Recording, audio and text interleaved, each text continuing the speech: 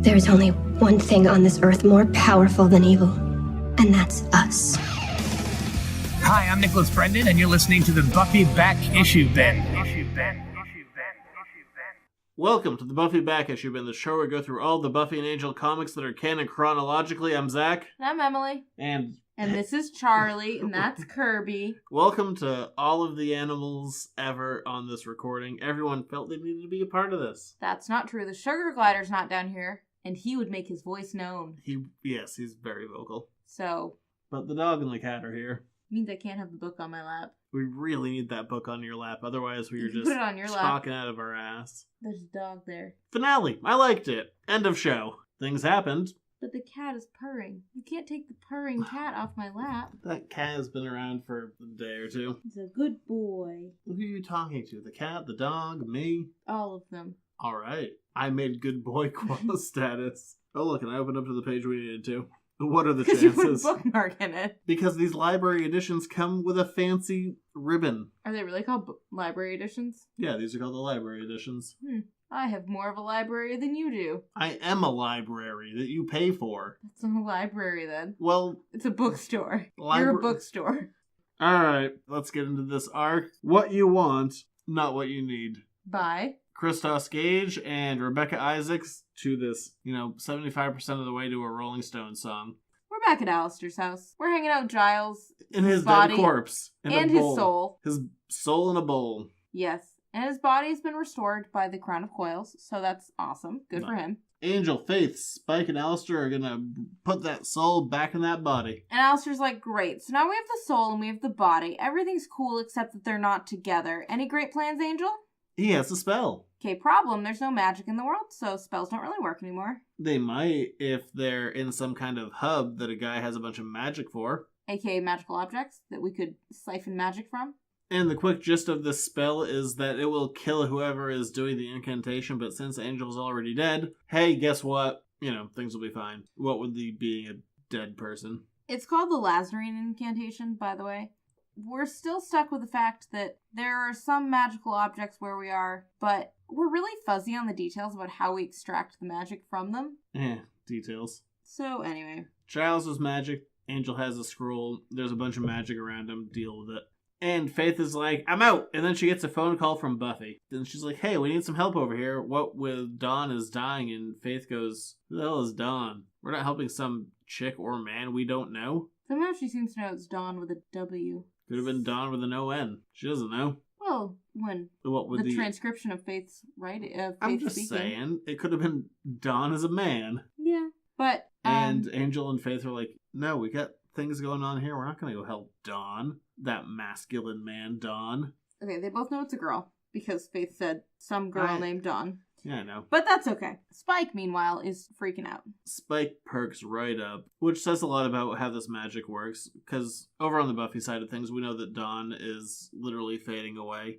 And the way it seems to be going is people who are less connected to Dawn are losing that connection sooner, and Spike, who has one of the stronger connections to Dawn, clearly remembers her and immediately freaks out. Yeah, and Angel's like, I don't know what you're talking about. Buffy's an only child, and Faith is just like, yeah, this doesn't make any sense. I don't know what you're doing, but we don't even know her, so we're not going to help. And Spike has no time for this crap. He's like, Spike out, I'm helping Dawn. In all of the comics and the TV shows, this might be my favorite Spike moment of all time. Yeah, he's been in this arc for all of 4 pages, and he's done. He's gone for the rest of the arc. He doesn't care.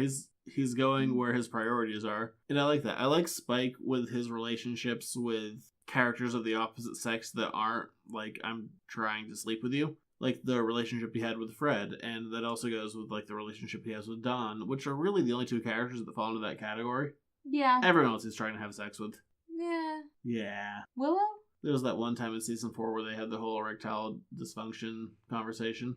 We tried to bite her and the chip like blew up in his head. He's like, this has never happened to me before. She's like, well, maybe you can try again a little bit later. Yeah. He's like, no, she's like, I never knew you wanted me that way. He's like, no, you remember last year when you had like the pink frilly sweater on? She's like, I had no idea. He's like, oh, of course. Like any boy would be lucky to bite you, that kind of crap. Yeah, I vaguely remember this. Yeah, I've seen this show once or twice. Have you? Yeah. Yes. Do tell. How many times? So yes, Spike also wanted to bone Willow. Or kill her. Either way. When you're a vampire, metaphor flies right out the window. Look at Spike's cheekbones in this page. So high. So high, so defined. So fit. He is very fit. In the British sense or the American sense? What's the British sense? Hot, attractive, Okay, what's the American sense? in shape. We are two ships passing in the night here. I'm not hearing your difference in definition. The American version is more of an athletic thing. The British version is more just, Hot? yes, hot. I'm hearing the same thing. Okay, he's fit in all senses of the word. He still has black fingernails, so So less. He's now less hot. yeah. But yeah, Spike leaves. Forever. But Giles is still there in the dead state with his soul being in a bowl. And Angel's like, hey, we know you have all the magical artifacts ever. We need your help. And after some quick back and forth, he agrees. He's like, you're going to do it either way. You might as well do it with the best chance you have to bring Giles back. He being Alistair. Alistair was not particularly pleased with this plan, mostly because he's like, I don't actually think it's going to work, and you're going to ruin all my stuff. And my stuff is kind of the only thing I have left, because... I have noticed with some of my Magic's editing, gone. I'm not always great playing the pronoun game. You mean using them? Yeah, sometimes it's like he, she. When I'm listening back, I'm like, I didn't identify who the he or she was. Right. So, there we go. Oh, it's I got- identified. Sometimes I'm crap at that. Sorry. Sometimes you forget to use the word I. You drop that one just entirely. And Alistair signs off on all of this, but says they also need some help. Angel and Faith going to need to be there, but Sophie and Lavinia are also going to need to be there to help bring back the memory of Giles, to restore the soul into the body properly. Yeah. Important to note as well that Alistair has had some special magic thing. Protecting the rest of the world from knowing that he has magic. He basically has a magic ad blocker. Yeah. Or like a cloaking device, but sure. You can go with ad blocker. It works. And Sophie and Lavinia both talk to Angel and Faith much like they did earlier in the season. Lavinia is talking to Angel. She's like, good for you, bringing Giles back. And Sophie is talking to Faith. She's like, good for you bringing Giles back, but you might need to kill everyone. Yeah, mostly Giles. She's worried that because Sophie, we find out, had a young man with whom she was involved during World War II, and he died in the Blitz. And she tried to bring him back using magic, but it didn't work. He came back worse than he was before. It's actually really tragic. Like, It is really sad. these two characters who have been basically interchangeable all along, who are just like entirely vain, all of a sudden we get like this really sad backstory. And it's one panel. And it's heartbreaking. And Sophie goes, I was stupid and selfish, and the hardest thing I've ever had to do was put it right to end his suffering. And she's like... She had to, she brought him back and she had to kill him. That is some dark stuff. Yeah. And It's so very effective storytelling. it kind of harkens back to that first round of separate conversations that they had. It does. It's Where- 100% that, yeah. And we were speculating on the two sisters playing off one another for entertainment's sake. But we get here that it might not just be entertainment, that it might be that Sophie just has... Trauma in her life, and Lavinia also knows about this. She's not, unaware of this. Right, but that Sophie has an actual history with this type of magic and understands the tragedy that can come after it as well. And so she gives Faith the task of killing Giles if he comes back wrong. Dark. Yeah. So Angel goes to the only place he knows how to go. Rooftop. Goes to a rooftop. To clean a sword. Stop being you so much. Me or Angel? Angel. Okay.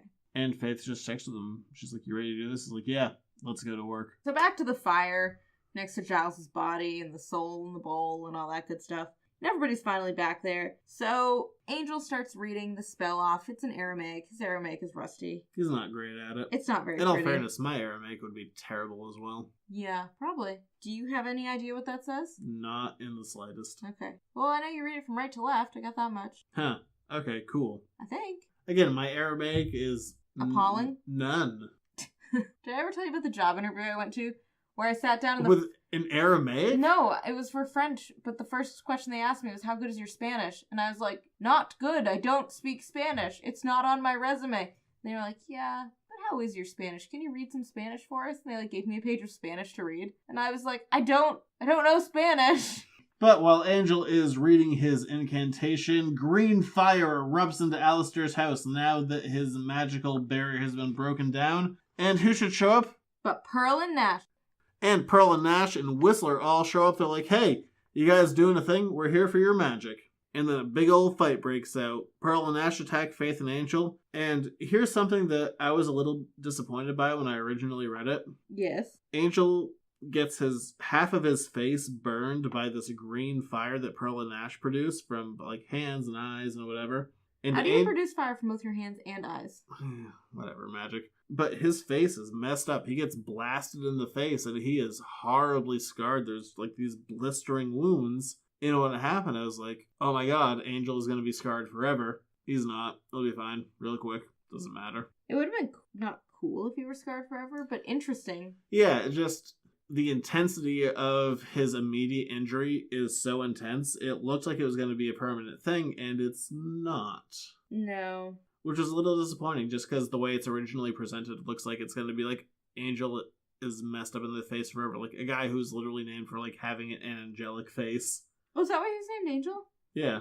Oh. That's going way back. Was that his Irish name? Liam. Oh, that's William. Yeah, him and Spike have the same name. That's so weird. Buffy likes her some Billies. I feel like I've never really thought about that. They're both William. Huh. Yeah, they're both William. That is weird. So the fight continues, and everyone around it is supposed to be picturing like Giles, and their mental projection of Giles is going to bring him back. And there's a gigantic flash of light, and Faith just goes, "What do we do?" And bam, issue ends. Is Giles going to be back? Is he dead forever? Spoiler alert! He's fine. He's not dead forever. Well, I should say, he's not fine. It's not, and just so we're clear, this is something that I love about the comic version of Buffy and Angel. Like, this is the first time it felt like that we're doing something that the show never could have done. Right, exactly, because... It's not just Giles that we get back. It's baby Giles! It's like 13-year-old Giles. 12-year-old Giles. Also, can we talk about how Aster looks like Beast here? Like Hank McCoy Beast? Yeah. I guess he's furry. He's old man furry. He's in shadow, so he's colored blue, but it's the same blue as Beast from the X-Men. And also, he kind of looks like... This is more of his Avengers era blue. Well, I can't help that, but he looks kind of like Kelsey Grammer as him. Okay. But, yeah, so Faith and Angel were picturing, like, old man Giles, and Lavinia and Sophie were picturing Giles as a child, because that's when they knew him the best and cared for him the most. So, the spell kind of found a medium and produced 12 or 13-year-old Giles. So, yeah, Giles is back from the dead, but as something we've never seen before. Baby Giles. Young teen Giles. Tween Giles. Tweeny Bopper. Do you think he listens to Kids Bop? Did you know that Kids Bop still exists? No. Do you know what Kids Bop is? Yeah. I'm not going to question that. I'm just going to roll with it. Wait, isn't that like... When the kids sing kids' versions of modern pop songs, why, yes, that is Kids Bop. No, I guess I didn't. I was thinking about, like... Bop? What they call it, like, Now? Now that's what I call music? Yeah, that's the one. We're on, like, 1,000,007 That's version. what I was thinking of. But no, Kids Bop is where they take the versions of adult songs and they make them kid-friendly and then have kids sing them. So, it's everything you would hate in this world, and I'd really like to play it for you right now. So yeah, Giles is back, and Giles is also pissed. Giles also puts on a sweater between these two panels. Oh, he wants to be dressed. He's chilly. Yeah, Giles comes back, and he's wearing the clothes he was buried in, messed up. So he throws on a sweater. I like that Giles then yells at Lavinia and Sophie and goes, "You have ruined my life! Again!" No, he's like, I hate you so much. Twice over! I like how he doesn't yell at Angel or Faith. He knows exactly whose fault it is. Oh, he yells at Angel and Faith, but in a different way. He's like, Angel, you're so stupid. You try and do a big thing to make up for everything. You should be trying to stop the end of the world. Hey, happy to be alive, but also, f*** you, buddy. He doesn't say that part. He should have. No. And then he hugs Faith and stares deep into her cleavage and gets a boner. Yep. I know you were not a fan of that. I appreciate Faith and Giles's paternal/daughter relationship. I don't like that they cheapen that relationship. I don't think it's cheapening it. I think it's readjusting Giles' perspective. Like, he's not what he was. He's something different. And it's something that he also has to cope with. It feels cheaper to me. It doesn't feel cheap, because I don't think he's like... he's not going, I want to sleep with Faith. He's just dealing with a reaction that he's unaccustomed to. I understand all that. Still feels cheap. I think, especially because he is horribly embarrassed by it. As he should be. Yeah, I mean, he should. He should be mortified and go crawl back in a hole. He is mortified. Where's the hole? Inside of a jersey that he throws on. Yeah, no, you don't like it, but I totally buy it. And if anything, for me, that's kind of what solidifies that this isn't the Giles that we knew. it's not just an old man yelling out of a young man's body. It's someone who's dealing with weird hormonal situations that he hasn't had to deal with in many years. It's a different guy to a point. Then his glasses would be wrong. I doubt he has the same prescription as a 12-year-old. I didn't. So, for all the bad he did and all of the weirdness, Angel succeeds at his plan. He brings Giles back, not as he was, but still gets him there. Yeah, he's still very much a viable human being, which is shocking on many levels. Better than a dead human being. Yeah, but also, like... And better than an Igon corpsey human being. Angelus didn't come out. So fleshy. Let's be shocked about that. I don't think bringing Giles back was going to bring him pure happiness. No, but I mean, like, when they were like, there's 3 souls inside of you. Yeah, one of them's gonna come out. That's gonna be cathartic, Angel. Like, I brought you back. Tell me how wrong I was. What? Angelus comes out at, like, pure happiness. Oh. Sad Angel comes out with everything else. Like, tell me I'm a bad demon. Yes, poor Angel. Life is rough. But death is rough. I don't know. It's almost the opposite of the Connor effect. Like, he wanted to bring his infant son back, brought back a late teenager. In this case, he wanted... Easy does it. Just commentary. Moving on. In this case, he wanted to bring an old man back and brought a young boy back. Yeah. I haven't really thought about that before. It's the exact opposite of Connor. But he succeeds. He gets Giles back. And in a world where Buffy and Angel have always been so predicated on the idea of, like, you do a thing, you have consequences for it, this is the first one... That worked, more or less? Essentially, yeah. Yeah. That I can think of. There might be a few other examples, but off the top of my head, I think this is the first one that kind of paid off. In, like, a big way, yeah. So, really, a positive ending for everybody. So far. And while everyone is celebrating and Lavinia and Sophie are trying to doll him up like a big boy... No, they just want to treat him like an actual doll. Yeah. Faith runs off to her roof and Giles goes and speaks to her. He's like, hey, sorry about the boner. Actually, he just apologized for the staring. I appreciate that he drinks Darjeeling still. Yeah, but he also talks to Faith and he has kind of a prepubescent emotional breakdown. He's like, I'm a big boy and I have real feelings and I have something to add. But he also talks to Faith. He's like, also, you don't need me anymore. You're an adult. You're grown up. You're responsible. As much as you might have wanted me back, you don't need my role as what it was before, which is really sweet. It is sweet. His voice also cracks in the middle of that speech. Yeah, I do like that. And just in general, we should talk about the art with young Giles. It looks like what a young Giles would look like. Yeah, his hair's right and his expressions are right.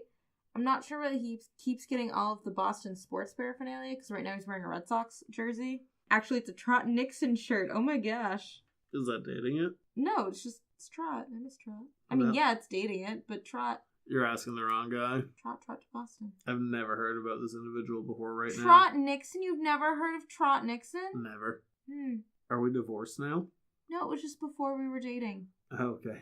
Now that we are married, it's very important that you know certain players' names. I know Aaron Rodgers.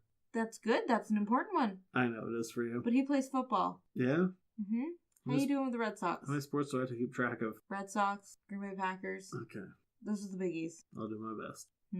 And everyone reconvenes and they come up with a plan. They need to stop Whistler, Pearl, and Nash. And everyone's going to help. Sophie, Lavinia, Alistair, and the rest. And they find on a map where potential magic is taking place, including at the Deeper Well. Side note, that might be important for the next arc that we cover.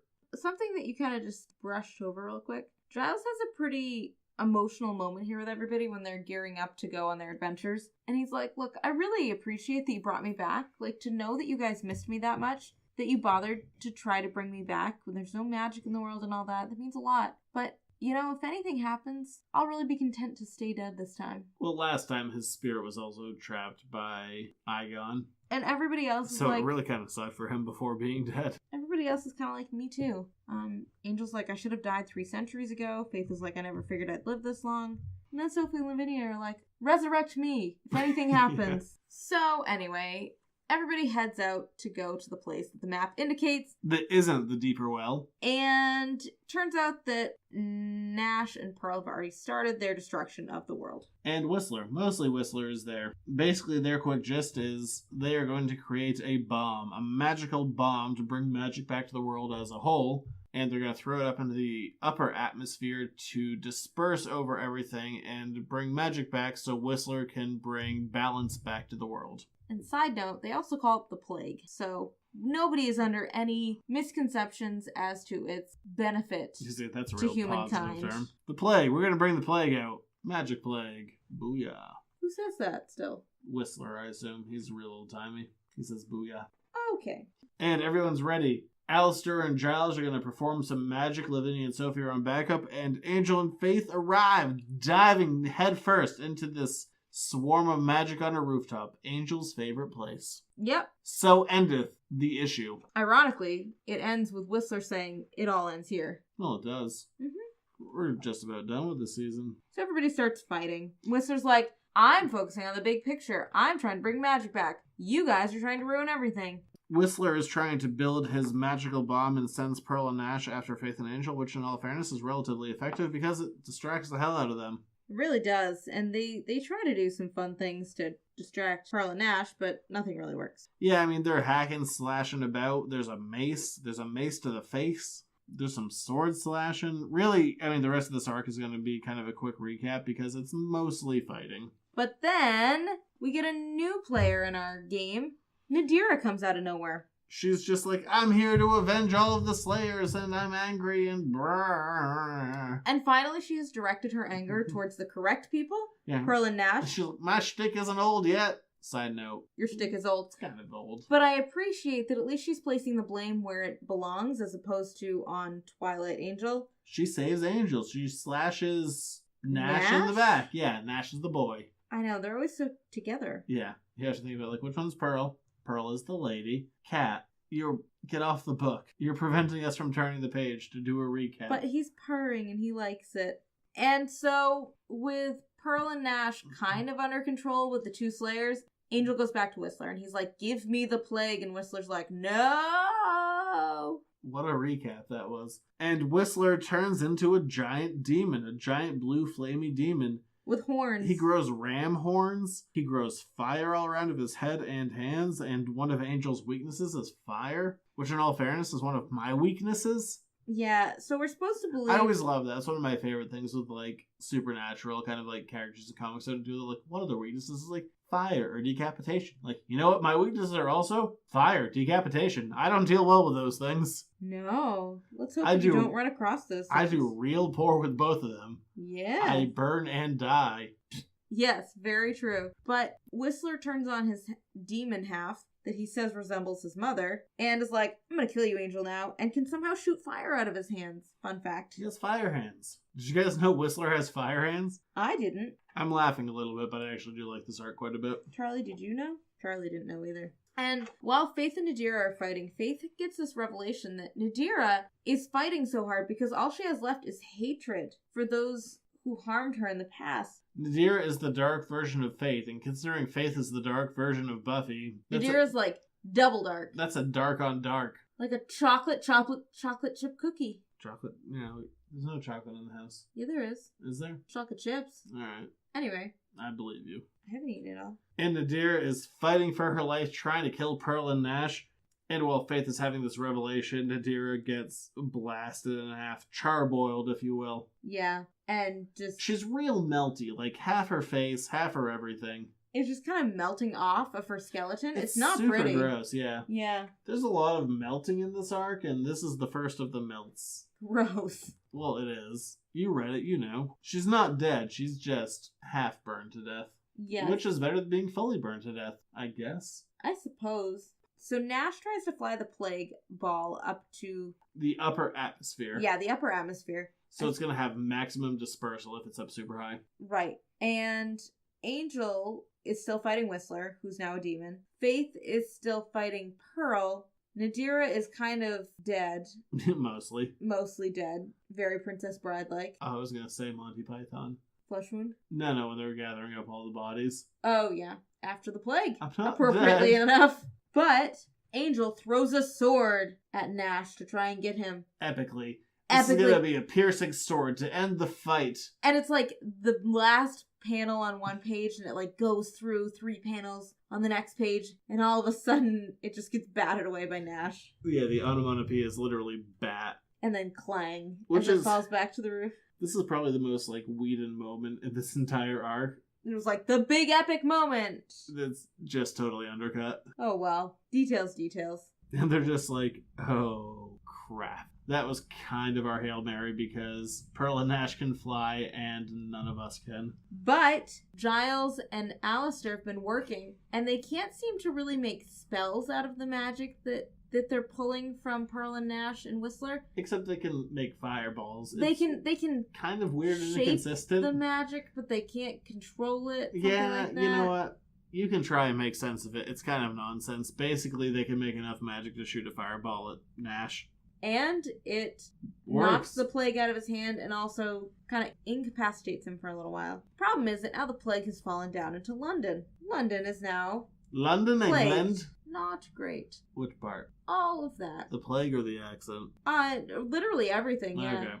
The plague erupts and things go from fine to terrible really fast in this very concentrated area. People are vomiting up gigantic bugs. People are turning into centaurs. People are turning on fire. Like, it's just crazy. Their faces are melting off. We're back to the melty bits. Yeah, it's just this... It's not like, hey, I have superpowers now. Like, and it's also really painful looking. Like, yeah, it's supposed to be, like, torturous, kind of like, oh, you're magical now, but in the worst way possible. Helpfully, our intrepid heroes have taken some magic potion thingy so that doesn't happen to them. Yeah. Conveniently. Sophie and Lavinia hit the streets trying to talk everyone out of being terrible and afraid. They go to a guy who's on fire. It's like, I can't stop it. And they're like, well, if you were going to burn to death, you would have already. You just need to repress those feelings. We're British. No one represses like we do. I do quite like Sophie and Lavinia. Isn't that great? Yeah, they're a lot of fun. They are. They're some of my favorite characters that have come out of, like, the comics as a whole. And they're also very... they have hidden depth, and I like that about them. Oh yeah, they're so full of themselves, but they also have, like, this love of humanity as a whole. They're full of themselves, but they have enough empathy, actual talent and empathy to back it up that it's clever and fun. And all the while, Angel is fighting Whistler, and he grabs him by the horns. He's like, look at what you've done. So while all of this 1980s body horror is going on, Nadira decides to stand up and do some Hamilton lyrics. Not yet. Yeah. And we find out that she's not actually dead. She should be dead. She looks very dead. She's super melty. She basically just has open flesh everywhere except for half of her face. She's Two-Face, but not evil. Just drunk. Is she drunk? Usually is. Nadira? Yeah. I guess so. I doubt she's drunk right now. So, meanwhile, Nadira is like, I'm not done yet. I'm going to kill everybody. Faith and Angel are frantically looking for the plague orb, and Alistair and Giles have also been looking for this. Meanwhile, Pearl and Nash have also been looking for this, right? Because the plague orb is going to self-destruct at some point, so they need to make sure that it's in that upper atmosphere before it self-destructs. Or else it's a just time bomb. Yeah, or else it's just gonna magic that one little area, not the whole world. It's weird because Whistler's like, we need to get to the upper atmosphere, like that's where it's going to do the least amount of damage. It's only going to kill 2 billion people. The least amount of damage with the most amount of effectiveness. Still 2 billion, that's a high-ish number. Yeah, it's a third. Third of the population. I mean, we're up to 7 now. Well, back then it was a third. Back in the day. So, thankfully, Giles and Alistair are able to find it, only to have it stolen by Nash really fast. Because they start arguing. He's like, nah, I got this. Yeah. And while Nash goes up to put it in the upper atmosphere, Nadira jumps down on him with a sword and stabs him through the back. But not that well, because she is thrown down immediately. Into a wall. And so Faith is very upset. She's still fighting Pearl. And she uses the mace to whack the sword all the way through Nash's back. Through his heart. Through his stupid, stupid heart. And out the other side. I think through his stupid, stupid heart really clarified that it went through him, yeah. Okay. Let's talk about Faith for a minute. Poor Faith.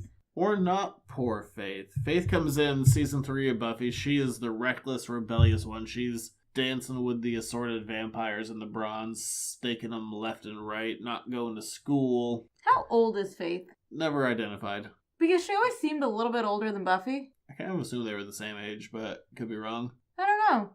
Well, just because truancy laws would kick in at some point. But, yeah, Faith goes evil, goes more evil, becomes fine after being suicidal. Mm-hmm. And now Faith is responsible. Faith has had an arc. Yeah. Yeah, and she's more than at this point, she's more than just the opposite of Buffy. She's more than just... When she's introduced, Faith is essentially Buffy's id. Yep. Like, the thing that Buffy can't give into. And at this point, she's grown far more than what that original intention was. She's a character. She's someone with an arc. She's become more than what her beginnings were. If Faith is Buffy's id, did Buffy have a superego? No. I don't know. Did she? Can you think of one? Not really, but just, I mean, because id and superego are really opposites.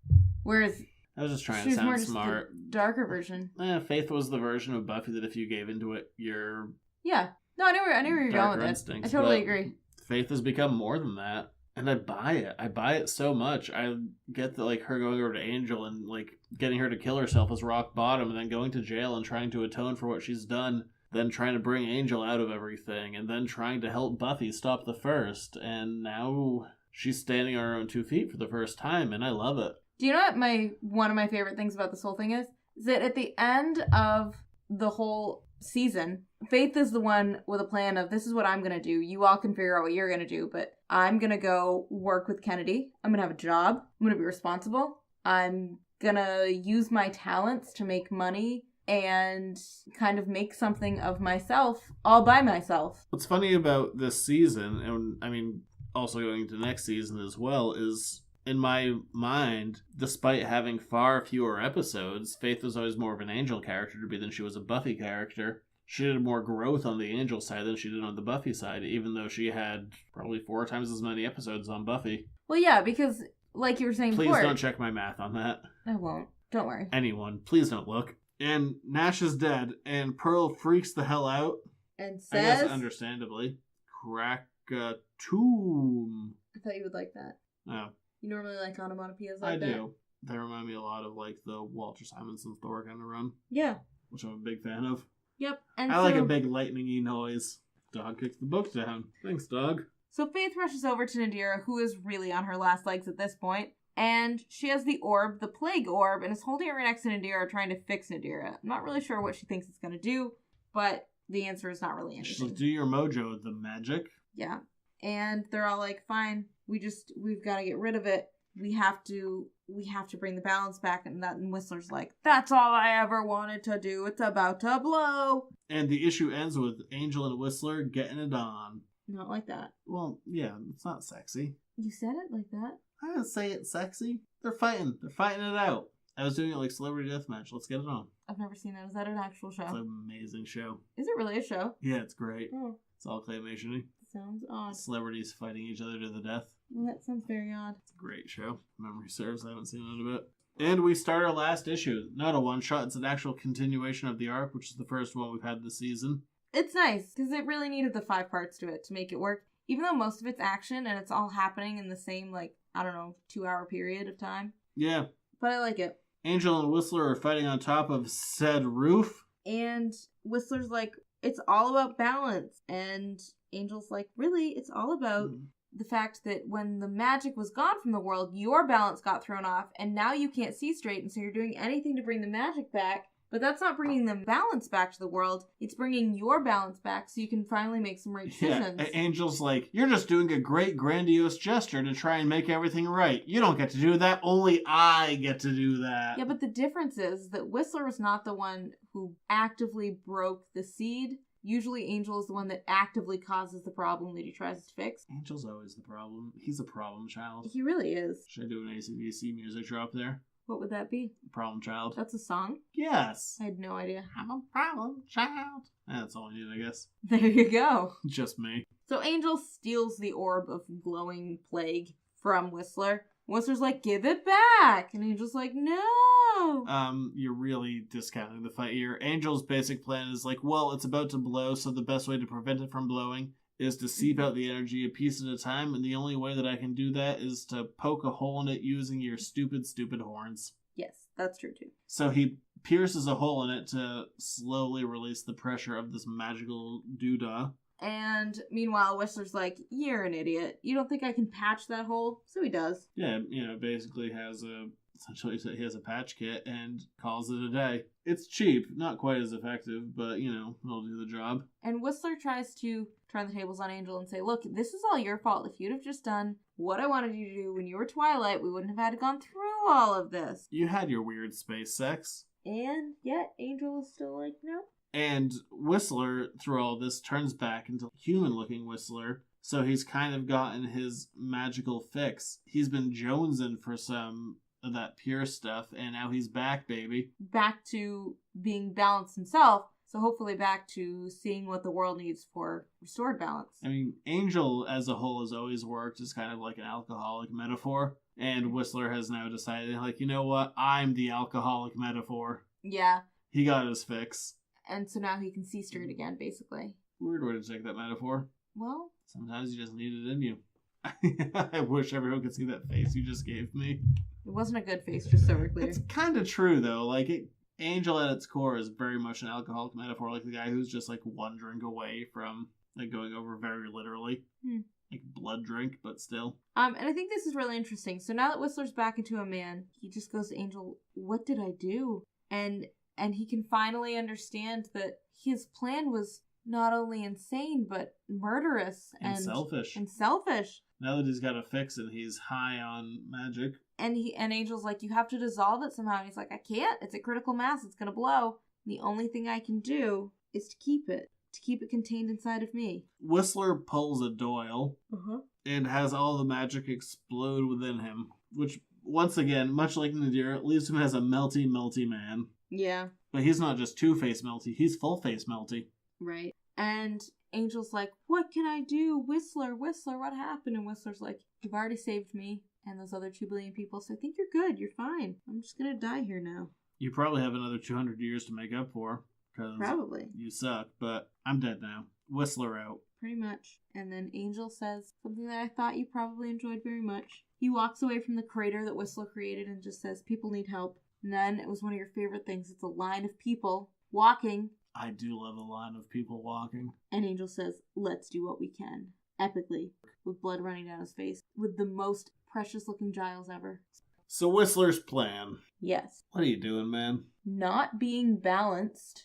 I like his horns. You could argue that last season he's kind of the villain. He's the one that pushes Angel to do this thing that Angel's too stupid to say no to. Yep, true. All that's true. And now he's the villain of this season, and we didn't really know the character that well. He was only around in a couple episodes of season 2, talking about, like, the big moments. Well, there's been plenty of big moments. There's been sex in the sky and neck snapping and seed busting and other things. Fewer big moments this season, but yes. I don't know. I get why he's being used. I don't know if I fully buy him as the villain.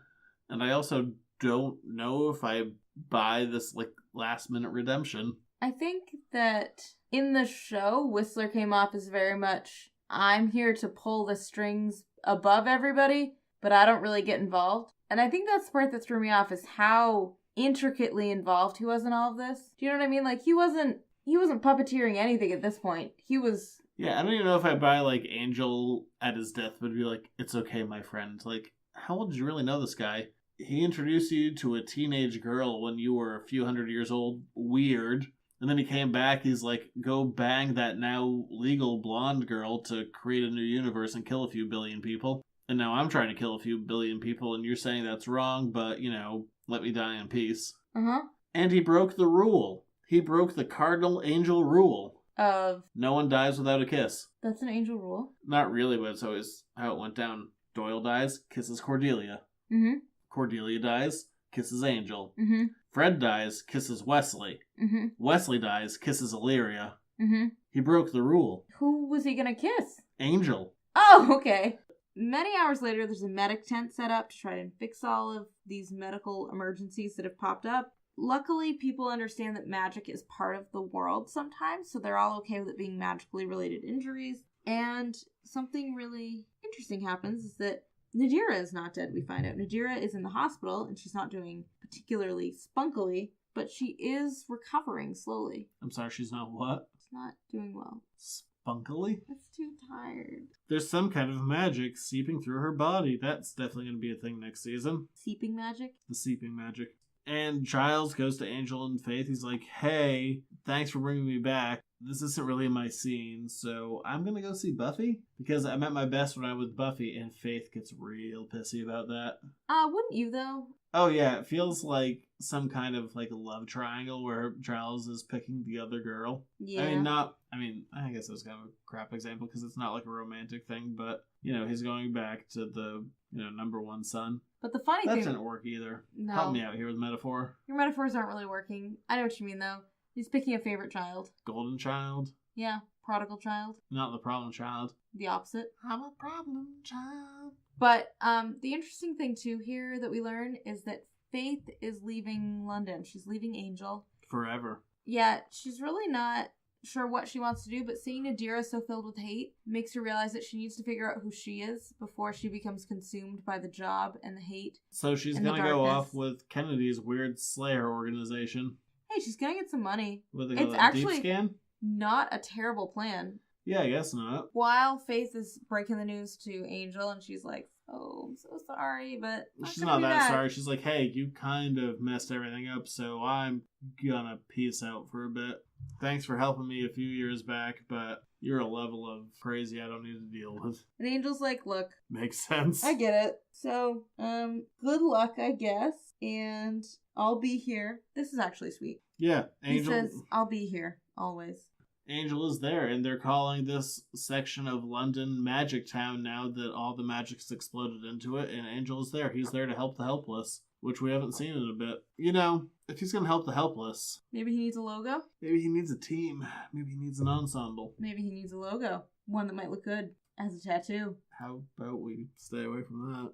Huh. I was 18. You made some interesting choices at the age of 18. We've really teased so many assorted tattoos throughout the run of this show. That is not my fault. This is the most overt I think we've gotten. Well, none of them are mine. Yeah. I made pretty good decisions when I was 18. That's Angel and Faith Season 9. This is our first season of Angel since the After the Fall stuff ended, or the IDW stuff, I should say more specifically. General thoughts, criticism, comments. You missed the last part where 12-year-old Giles was like, Faith, can I come back to America with you? And Faith's like, do it all by yourself. And he's like, I'm 12 and I can't. I don't have real IDs because I'm dead technically.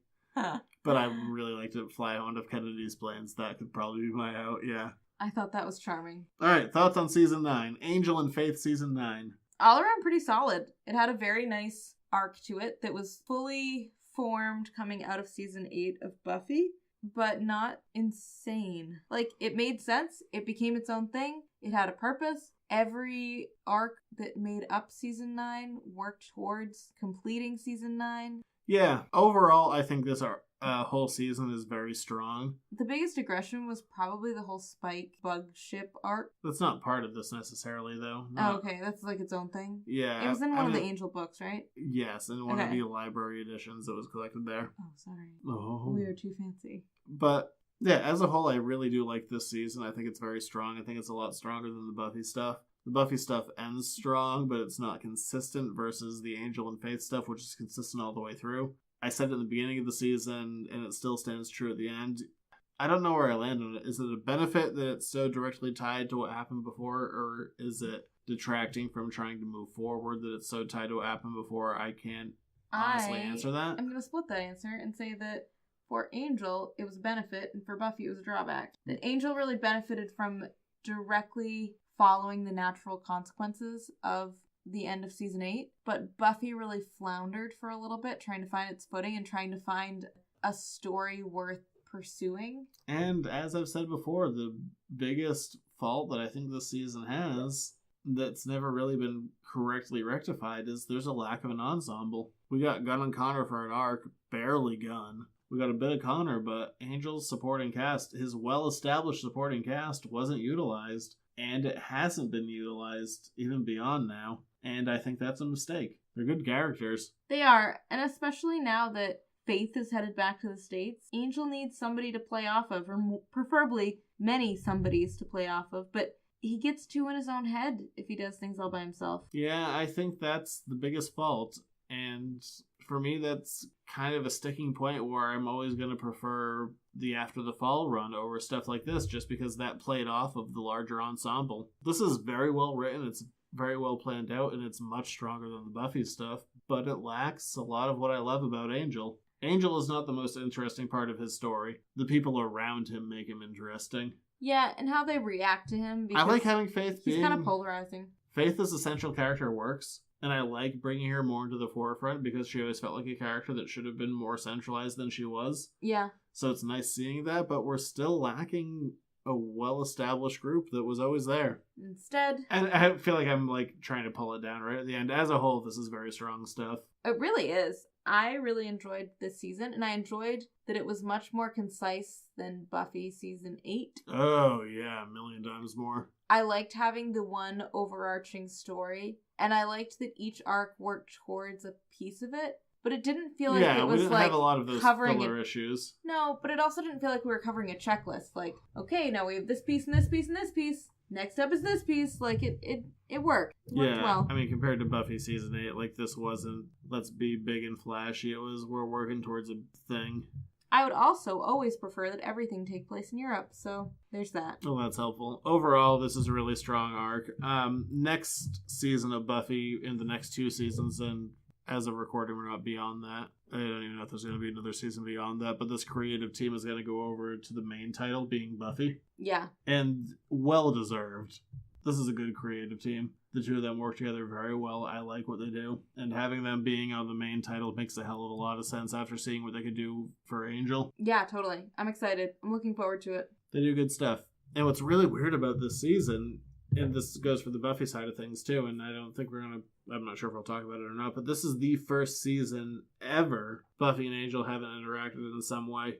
Yeah, directly interacted, because we had a lot of crossover, and we had a lot of, phone calls between different characters that relayed information, but... Even in that weird season when UPN and WB didn't want to interact, Buffy and Angel had, an off-screen interaction that we saw on both sides, but we never got, the details of. So this is the first season the two of them haven't interacted, which is really weird. It's also not the last, because season 11 also has the same thing, the two of them don't interact in 11. It felt weird on the Buffy side, but not so much on the Angel side. Angel was so in his own world, and also he and Buffy... He was working towards a thing to make up with Buffy. Yeah, exactly. So it didn't feel... Buffy was always the unspoken motivation, so it didn't feel like I was missing the Buffy aspect. It's just odd. It's never... up until this point, that's never happened. They've always interacted.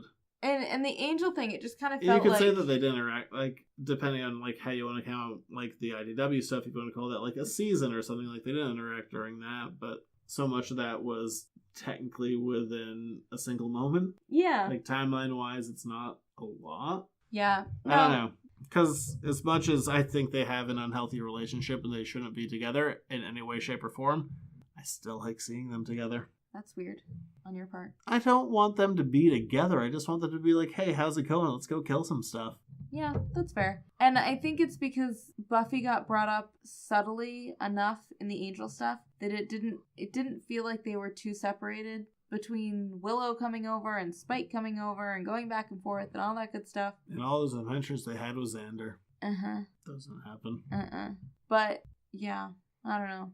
That's more of an observation more than anything. And I think the way that Angel and Buffy ended things, they probably needed some time apart from each other. What, the whole neck snapping? You know what the thing on the Buffy side of things was? It was weirder to me the lack of Giles connections that were made. I can understand purposefully trying to avoid talking about Angel, but wouldn't you want to at least be Giles did some cool things? He did a thing or two. I don't know. That guy who gave us all of our exposition. Where is he? Dead in the ground. Now he's alive. Well, he wasn't in the ground. Clearly, we saw that whole splash page where he wasn't. Oy vey. Dead. Now alive. As a tween. Going back to America. And so, we will meet Giles back in America. Next year. Because next episode, we have to wrap up Buffy. Yay, Buffy. But it'll be good. I'm excited to... end this. End well. It does end well, which is nice. If you want to find the show, you can go to editorsnotecomics.com. It's on Facebook, Instagram, Twitter. If you want to shoot us a line, go to editorsnotecomics@gmail.com. Yeah, and tell Zach to tell me if you actually send us an email. I never get notice of these things. If you want to find the show a whole week early, go to patreon.com/editorsnotecomics. $1 a month We'll get you this show a week early every single week. It's a solid $1. It will. Doing a lot. Doing things. It's $1. And you know what? Will you notice $1 being gone from your wallet? Probably not. Enough but you know who will notice it in their wallet? Us. We will. Enough of those dollars means that we'll be less tired recording, maybe. No. Maybe. It's not going to affect the timeline. Anyway. And of course, the show is on iTunes, YouTube, Stitcher, Blueberry. Are those things? Yeah. Seriously? I've never heard of these things before. Yeah, they're there. But if you want to review us over on iTunes, that's the one I care about the most. Help share the wealth. The more you review us, the more other people can find us. And the more you review us, the more other people will find us and will beat out the other show in numbers. And by the other show, you mean? The other one I do. The Editors Note Comics podcast that's about news and has Jared on it. We're winning this month. We are? Yeah, we are. Month's almost over. Yeah, we're winning. I'm very competitive. But help us win by a landslide. We're not winning by much. Yay. I haven't had to give Jared mac and cheese in like months. Just to yourself. Yeah, that's it for now. We'll be back next week to wrap up Buffy Season 9. See you then. Au revoir.